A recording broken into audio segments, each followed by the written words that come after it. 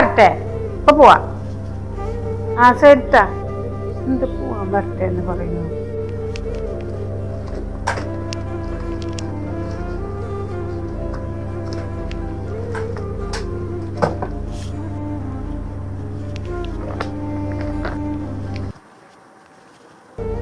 ആ സെബിയേ, ഈ പോകുമ്പത്തും കൂടി ഒന്ന് കൊണ്ടുപോയിക്കോട്ടാ.